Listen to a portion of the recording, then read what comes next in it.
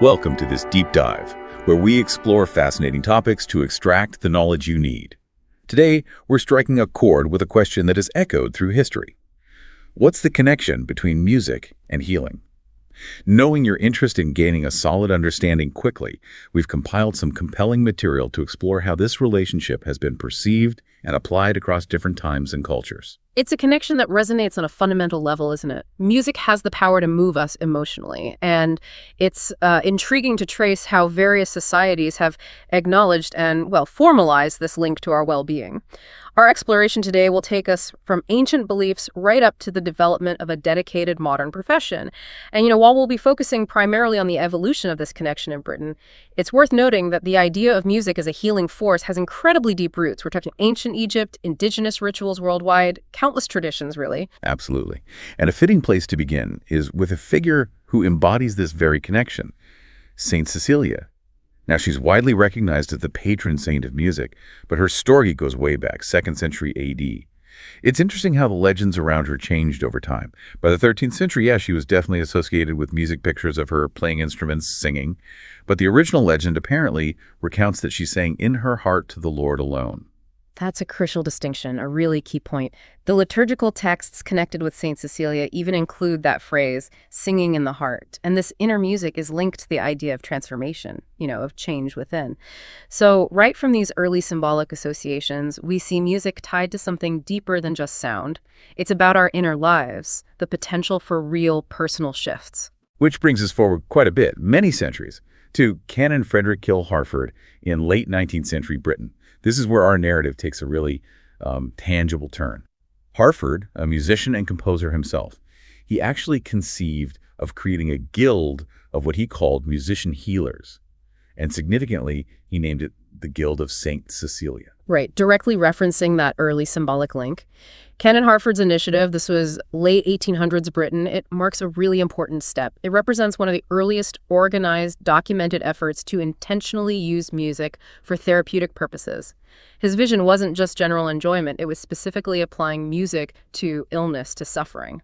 Okay, so this understanding of music's power, it isn't something brand new then. It's been recognized across history. We're not just talking about recent discoveries. Not at all. No, throughout history, across so many cultures, this link between music and healing has been acknowledged.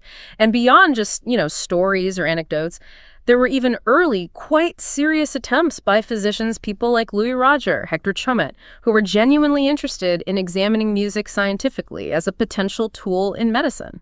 So even back then, doctors were giving this serious thought.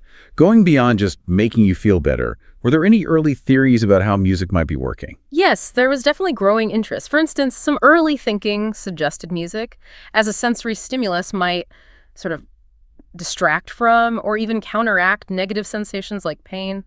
Others observed the obvious influence music has on our emotions, right? And they theorized it could promote relaxation, positive feelings, which in turn could help recovery. But it's important to remember the systematic research-based understanding, that really came later. Once music therapy started emerging as its own profession, late 20th century, before that, ideas were more theoretical, based on individual observations. That clarifies things. Okay, so let's delve into Canon Harford and his guild in late 19th century Britain. What was the context? What was happening in medicine, in society, that might have sparked his ideas? Well, the late 19th century in Britain was a period of huge change, especially in medicine. You had rapid scientific advances, understanding disease better, but also a growing recognition that illness wasn't just physical. People were starting to get that psychological factors, social factors played a role in health. And there was more attention on, frankly, the often poor conditions in hospitals, a sense that improving the patient's environment could actually help them get better. And into this shifting landscape steps Harford, the musician, with a mission. Precisely. And he wasn't just any musician, he was respected, a composer, a minor canon at Westminster Abbey. He had this strong personal conviction that music could be a genuine treatment for some medical problems, so he started to conduct his own investigations. He was essentially doing his own preliminary, well, maybe not studies in the modern sense, but experiments. Yes, exactly. Small-scale trials he devised himself, and crucially, he tried to get the word out. He wasn't keeping it quiet. He wrote about his experiences, his theories in medical journals like The Lancet, and also in music publications like the Magazine of Music. He was really trying to bridge that gap, reach both doctors and musicians. Okay, so what did these early experiments actually involve? What did he do? He documented one specific case, an elderly woman, quite ill. He used calming music combined with reading a sacred text, and apparently it helped her fall asleep. This led him to hypothesize that music had this sedative quality, that it could ease pain and reduce anxiety. He even put out a call for professional musicians to volunteer, to perform for hospital patients, and urged doctors to work with him on more structured trials to really test these ideas. And did he get takers? Did musicians and doctors respond? He did. Enough musicians responded positively that by 1891, Hartford managed to establish the Guild of St. Cecilia. The initial group was violinists and female singers, and his plan was remarkably innovative for the time. He saw the Guild as this mobile resource, ready to go to any London hospital if a doctor requested it. He even proposed paying the musicians for their time, with higher rates for playing after midnight. That shows real commitment. And how did the patients actually hear the music? This is where his ideas were particularly, well, forward-thinking. Hartford strongly believed patients shouldn't see or interact with the musicians. So the music would be played from behind a screen, or even in a completely separate room next door. But his vision went even further. He thought about using the telephone, which was pretty new then, to broadcast live music to multiple hospitals at once, with a long-term dream of a nationwide service. Using the telephone like an early broadcast system for therapeutic music. That sounds incredibly visionary for the late 1800s. It really was. So after the Guild was set up, they did a series of trials. Carefully chosen patients received music performances, supervised by their doctors. Afterwards, Hartford would interview the patients, gather feedback. He wrote these up for the medical press. Patients reported feeling better, more relaxed. And in one particularly striking case, a patient with depression apparently spoke for the first time in 2 weeks after hearing the music. Wow, that sounds very promising. But I imagine there must have been some pushback, some skepticism. Oh, indeed. After he published his work, there was a noticeable skeptical reaction in the press. They acknowledged the goal was admirable, easing suffering, but they voiced serious doubts about his plan to transmit music via telephone to the sick and dying. They even suggested that as people approach death, their desire for sensory input, including music, naturally fades. That's quite a direct and maybe slightly insensitive critique. It was. But Hartford kept at it.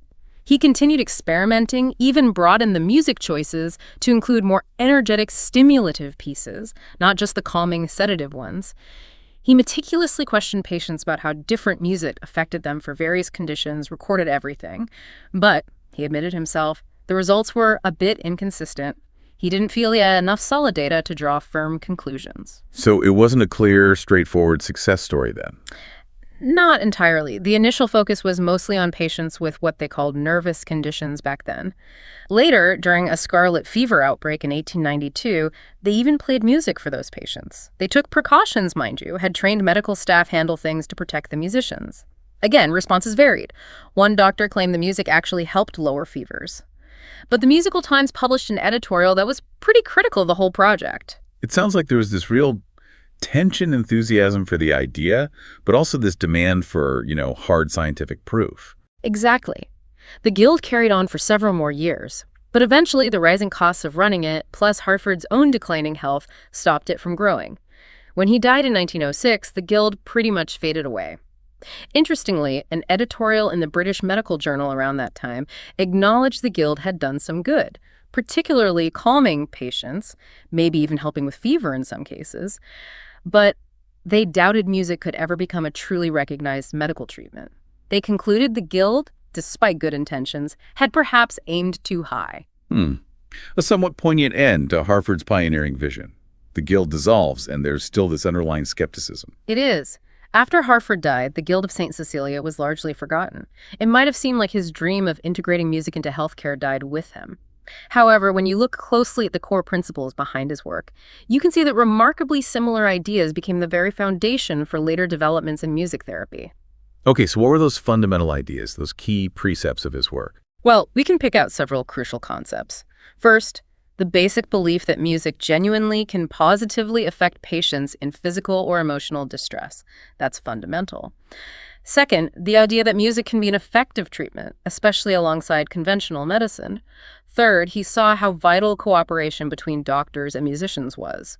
Fourth, he understood that people doing this work needed specific training.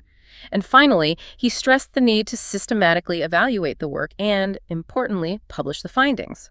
Research. It's striking how modern those ideas sound, considering this was over a century ago. Absolutely. It's quite remarkable. All these core principles, you still find them in contemporary definitions of music therapy nearly 100 years after the Guild stopped. Harvard was truly ahead of his time in laying out these foundations. So while Harvard was exploring this in Britain, what was happening across the pond in the United States regarding music and healing? Well, in the USA, around the same time, a different technology was making waves, the phonograph, invented in 1877. And this opened up a whole new way to use music therapeutically.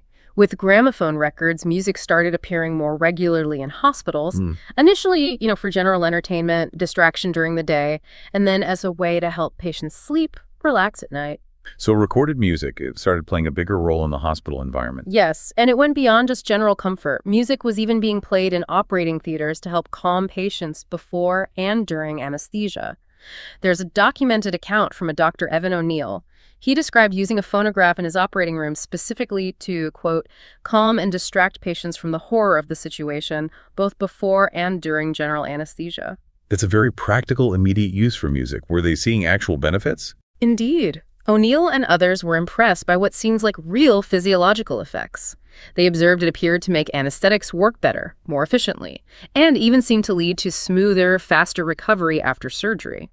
This led to music being used in other areas too: dentistry, obstetrics, gynecology, even children's surgeries like tonsillectomies, with similar positive reports. So what were the theories back then? How did they think this was working? Two main ideas started to emerge.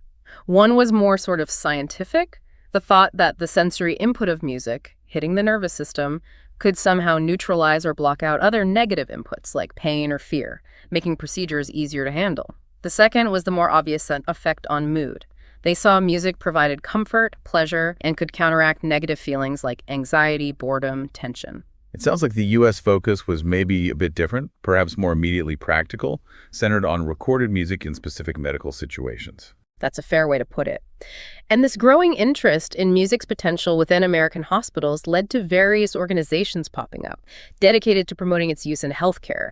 This increasing interest, this organizational support, eventually paved the way for formal training programs for people wanting to use music therapeutically. And when did this formal professionalization really start to happen in the U.S.?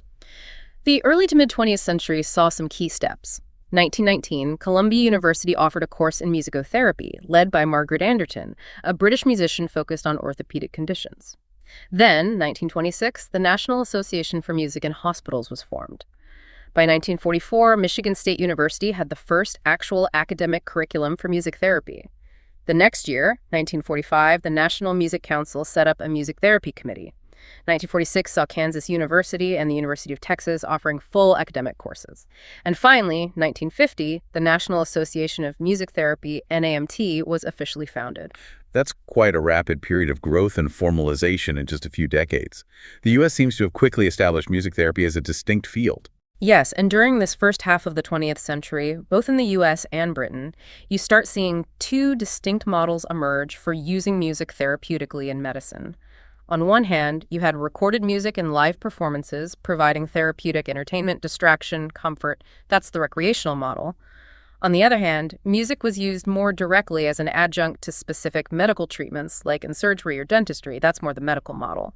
And while they took slightly different paths, both models recognized music's power to bring about positive change, whether emotional or physiological.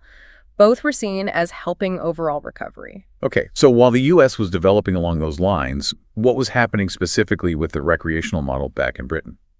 The recreational model in Britain also grew quite significantly, mirroring the U.S. in some ways. You saw this in hospitals through recorded music for patients, but also through hospital choirs, bands, orchestras made up of patients and staff, and professional musicians coming in to perform. So music was becoming more integrated into hospital life, seen as valuable for leisure and social connection? Exactly. And this trend was also helped by the growth of music in the wider community during the 19th century. Music groups, municipal societies made music making much more accessible. Brass bands, amateur orchestras, choirs, they thrived not just in towns, but inside hospitals too. We even have the amazing example of the composer Edward Elgar. being appointed bandmaster of the Worcester County Lunatic Asylum Band in 1879, a role he apparently took very seriously, even writing music for them. That's a fantastic detail. It really shows how important these activities were seen to be. It does, especially in the large mental hospitals. Patients were often there for long periods, and the hospital communities tried to provide recreation similar to the outside world. Importantly, active participation, patients singing, playing in groups became more common in the early 20th century.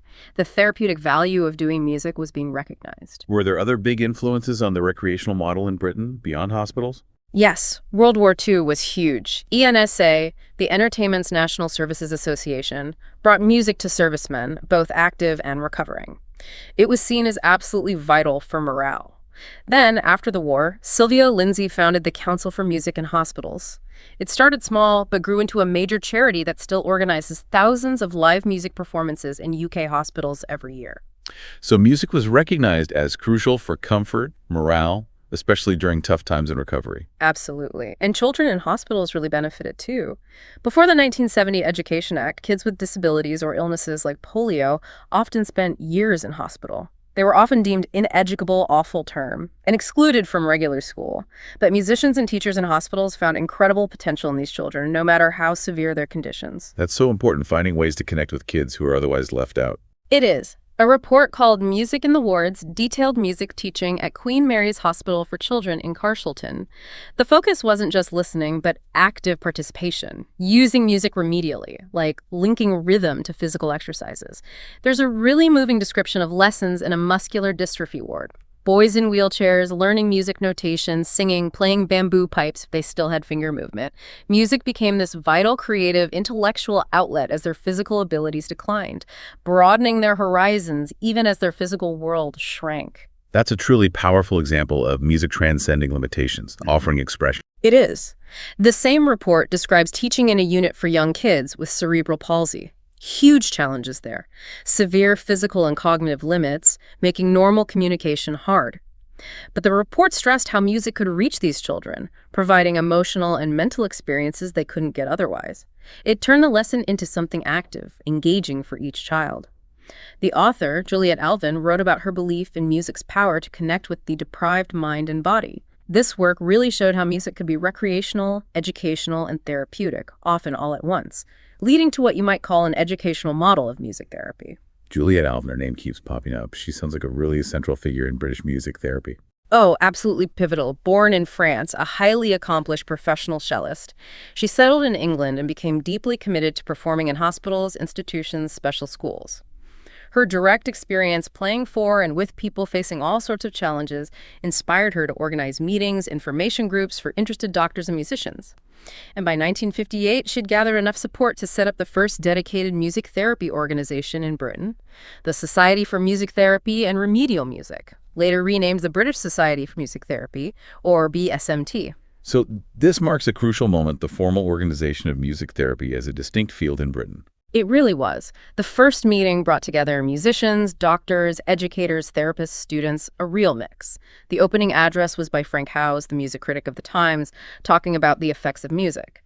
The society grew, started a newsletter, which eventually became a proper professional journal, the British Journal of Music Therapy. These steps were key in moving the discipline beyond just hospitals into a wider professional sphere.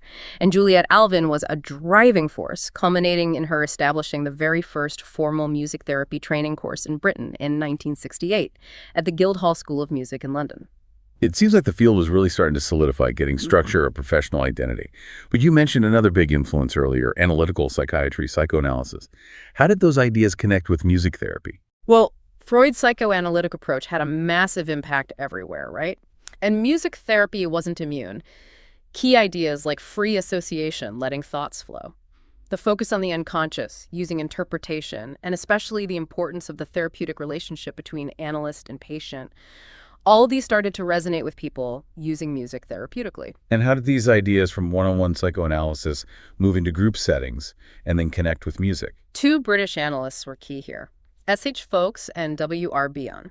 Working independently in military hospitals after WWII, with soldiers suffering psychological trauma, physical injuries, they adapted psychoanalytic techniques for group therapy. Folks even used the musical analogy of a group conductor, guiding interconnected individuals working on their own issues. These psychotherapy groups proved valuable and spread to civilian psychiatric hospitals, used alongside medication and other treatments. So musicians working in those psychiatric hospitals would have seen this happening. Exactly. Musicians in psych hospitals in the 50s saw parallels between these psychological approaches and their own work with music. They recognized music seemed to have a deep psychological impact, tapping into the psyche somehow. This led these musicians to start calling themselves music therapists. They became active founders of the Society for Music Therapy and Remedial Music, sharing insights, giving lectures, even running short courses, early steps towards formal training. It sounds like a real merging of different kinds of knowledge and practice. But was the established medical world fully on board with this new music therapy idea? Not entirely. Many doctors saw the general benefits of music, sure, but there was still skepticism about it being a specific, legitimate treatment. At one society meeting, Dr. Henry Rollins, superintendent of a large psychiatric hospital, gave a lecture called Music in a Mental Hospital. He described all the music happening: classical, popular concerts, even musicals and operettas, which he partly attributed to having many trained musicians as patients after the war, especially from Central Europe. So music was definitely there, but was it always seen as therapy? Dr. Rollins stressed active engagement was key. He thought recorded music was less valuable. He praised the part-time music therapists bringing activities around the hospital, saw their positive impact. But he cautioned against being overly optimistic. He stressed music therapy wasn't replacing established treatments like ECT, insulin therapy, or psychotherapy. He saw music mainly as ancillary, helping other therapies along, maybe, and insisted it should still be seen as an experimental project. It seems there was this blurry line between music as entertainment and music used with specific therapeutic intent. That was a central challenge. Dr. Rollins himself noted how hard it was to define when an activity stopped being just entertainment and became therapeutic. Often, he said, it was both, and trying to separate them wasn't helpful. For the early music therapists, their roles were incredibly varied, demanding. Mary Priestley, a violinist who trained with Alvin and worked in a psychiatric hospital in the 60s and 70s, described it vividly. She said music therapy could face rejection and relegation from some, but get a warm welcome from others onto the medical team. She recalled the reality of toiling round institution wards with baskets of percussion instruments, the constant exploration and astonishment, frustration and delight, but always grounded in music and people. That really brings the early days to life. What kinds of musical activities were actually happening in these hospitals? Gillian Lovett, another therapist at the same hospital as Priestley, described things like sing-alongs with percussion, hymn singing, relaxation sessions with music, even monthly classical recitals. She also stressed the importance of individual referrals from doctors, and she shared a powerful example. A young woman, aggressive, delusional, who found satisfaction improvising dissonant harmonies on the piano for ages. It seemed to offer her expression some solace. That idea of dissonant harmonies being therapeutic is really interesting. It suggests the value wasn't just in making nice music. Exactly, and this more exploratory approach was boosted by the Guildhall training course, which included improvisation lessons. Students were encouraged to go beyond formal training, engage in musical free association, improvise atonally, move away from standard harmony. The process of making music became more important than the finished product. So this shift towards improvisation really changed how music was used therapeutically. It did. When this kind of free improvisation came into hospitals, a patient's prior musical skill mattered less. Improvising on easy percussion, for example, freed them from any pressure to perform correctly. Juliet Alvin wrote a lot about how singing or playing together built interpersonal musical relationships in therapy. She talked about simple instruments like drums, speaking to one another, expressing feelings through rhythm, tone, intensity. Her own group work often started with silence, letting music emerge spontaneously. No conductor, no set piece. So the direct interaction, the spontaneous expression, became central. Precisely. Improvisation and this growing understanding of the therapist-patient relationship became key ingredients. A big shift from the Guild of St. Cecilia's hidden musicians, right? Now the shared musical experience, the human connection, was seen as vital for therapeutic change. And how did the massive changes in music itself in the 20th century, atonality, serialism, all that influence music therapy? Those radical shifts definitely fed into the thinking. Alvin herself said music therapy benefits from the growing richness of musical resources. She saw avant-garde composers as explorers of sound, providing strange experiences that could be valuable therapeutically. Rachel Darnley-Smith echoed this, suggesting therapists' ability to improvise freely, atonally, is partly thanks to these 20th century developments, a broader idea of what counts as musical sound. She even talked about the value of raw and spontaneous sounds in therapy. So the more experimental nature of modern music opened new therapeutic doors. Absolutely. Julianne Brown, an Alvin colleague, noted the diagnostic potential of rhythmic, atonal improvisation with psychiatric patients. It didn't need prior skill, it allowed a different kind of communication, revealing emotional states. So yeah, at this point you see this real synthesis happening, medical, recreational, educational, psychological, and musical influences all converging, shaping the profession. You mentioned two other very influential figures, Nordoff and Robbins. How did their work contribute? Paul Nordoff and Clive Robbins, their collaboration was incredibly influential. It began in 1959 at Sunfield Children's Home in England. Now, this school followed Rudolf Steiner's philosophy, which really emphasizes music and the arts for everyone's development, including those with severe disabilities. A psychologist there, Dr. Herbert Guter, encouraged Nordoff, an American composer, pianist, brilliant improviser who was visiting, to stay and work experimentally with the kids using improvisation. Robbins, a teacher interested in music, became his close partner. So their work was focused on children with special needs from the very start. Yes, between 1959 and 1960, they worked intensively, individually and in groups, with children facing a huge range of needs, disabilities, impairments. Their core method: give the kids simple percussion instruments while Nordoff improvised on piano and with his voice, directly responding to whatever the child did, playing, moving, vocalizing, even distress. And crucially, they audio recorded everything, then meticulously analyzed the recordings to track how the therapeutic relationship developed through the musical interactions. That sounds incredibly detailed, really focused on the musical back and forth. What were their key early findings? Early on, they saw children creating what they called musical self-portraits. Each child reacted uniquely. It became clear there was this deep link between a child's challenges, personality, psychological state, and their unique musical expression. This led to their central idea: there's an innate responsiveness to music inside everyone, even with profound disabilities. And this inherent musicality, that's where their famous concept of the music child comes from. Exactly. Nordoff and Robbins coined the music child to describe this inborn, individualized musicality. A universal sensitivity to music, yes, but also deeply personal, unique to how each child responds. Interestingly, Steiner's anthroposophical ideas did influence their early thinking. The music child relates a bit to Steiner's astral body concept and that old philosophical idea of musica humana, human music, reflecting musica mundana, cosmic music. Steiner saw music as the astral body's work, imitating the cosmos music. So their approach had some philosophical roots, especially early on. It did. But while Steiner influenced them, it's important to note Nordoff and Robbins didn't fully adopt the anthroposophical school of music therapy, which had its own specific methods like using wooden lyres, recorders, generally avoiding the mechanical piano. So Nordoff and Robbins carved out their own distinct path. What happened after their time in Britain? They moved to the USA, continued their research with autistic children, funded by the University of Pennsylvania. This period let them move beyond just diagnosis to actually demonstrating how improvisational music therapy could bring about real change. First in the musical relationship, then in the child's daily life, their interactions. Their work remained rigorously documented, analyzed, evaluated using rating scales they developed. This formed the basis of their influential books, filled with detailed case studies from their sessions. Could you share an example of how their approach facilitated change? One really compelling case was a 5-year-old boy, described as psychotic and autistic, nonverbal, very disturbed behavior. Through music therapy, he found an outlet for his distress. By musically mirroring his screams, his movements with similar intensity, they made an initial connection, built trust. Gradually, his screaming became more melodic, crying singing. Over time, his singing developed into recognizable speech, leading to huge improvements in his relationships, communication, realizing his potential. Another key case was Audrey, an emotionally disturbed girl. They used musical reenactment of Cinderella through shared improvisation. This helped her express deep fears, feelings, safely, symbolically.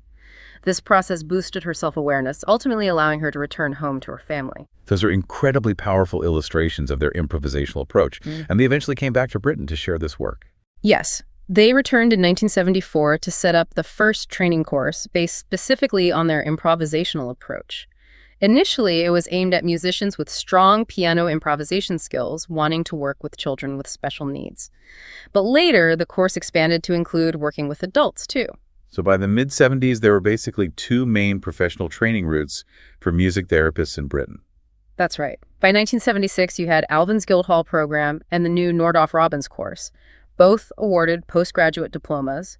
Graduates started getting jobs in the NHS, education authorities, social services.